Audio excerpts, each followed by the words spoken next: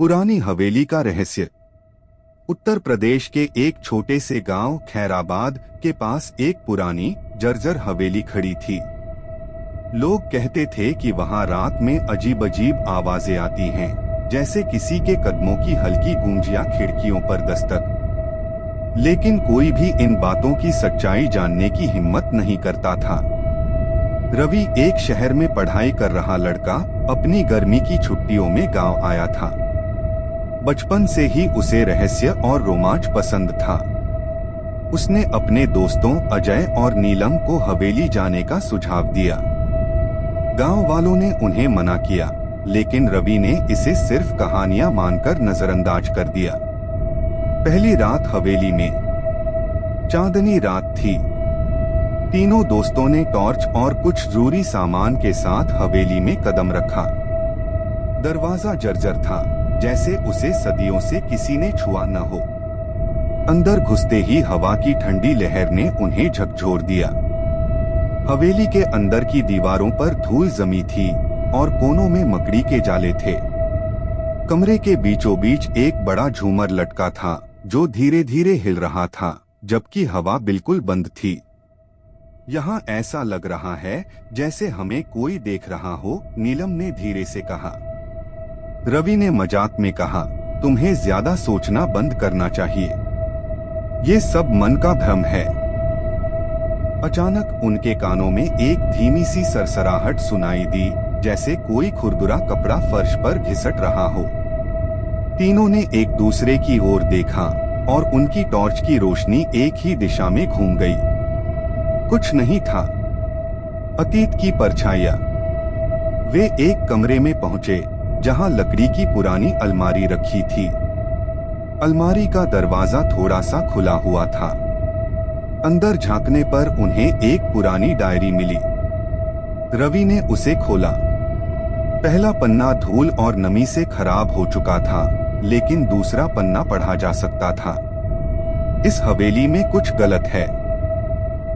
जो कोई भी यहाँ आता है, उसे कुछ दिखने लगता है। कभी किसी का चेहरा खिड़की पर, कभी फर्श पर पैर के निशान। अगर ये डायरी पढ़ रहे हो तो सावधान रहो। नीलम ने डरते हुए कहा, हमें यहाँ से चले जाना चाहिए। लेकिन रवि ने जिद की, अभी तो शुरुआत हुई है। यह डायरी हमें कुछ और बताएगी। रहस्यमय घटनाएं। डायरी पढ़ने के बाद से अजीब चीजें होने लगी। अजय ने देखा कि झूमर पहले से तेजी से हिल रहा था।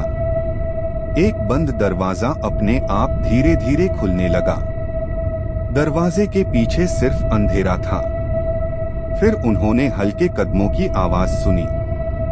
ऐसा लगा जैसे कोई उनके आसपास चल रहा हो। जब नीलम ने डर के मारे रवि का हाथ पकड़ा, तो रवि ने कहा, ये क्या कर रही हो?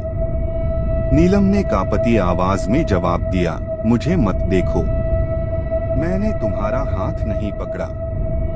रवि ने अपने हाथ पर देखा। एक ठंडा बेजान सा स्पर्श था। उसने झटके से हाथ हटा लिया।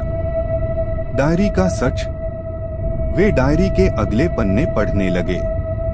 उसमें हवेली के पुराने मालिक राजा विक्रम का जिक्र था। राजा को काले जादू का शौक था। कहते हैं उसने अपनी हवेली में एक प्राचीन मूर्ति को स्थापित किया था।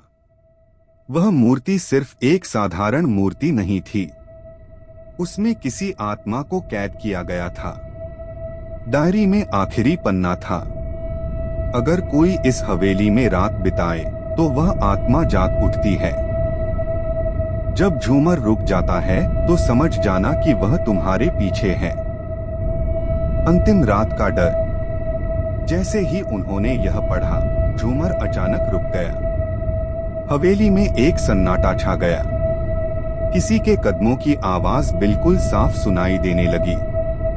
अजय ने कहा, अब भाग चलते हैं, लेकिन दरवाजा किसी ने बाहर से बंद कर दिया था।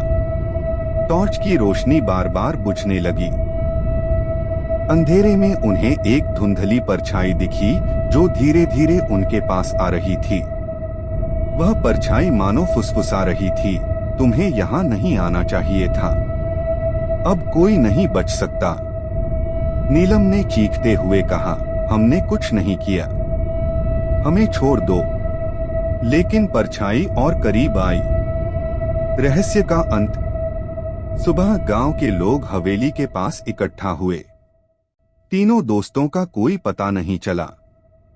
हवेली के अंदर सिर्फ डायरी पड़ी थी और उसके आखिरी पन्ने पर खून से लिखा था, अब वे मेरे साथ हैं। गांव के बुजुर्गों का कहना था कि हवेली ने अपने नए मेहमानों को हमेशा के लिए कैद कर लिया था।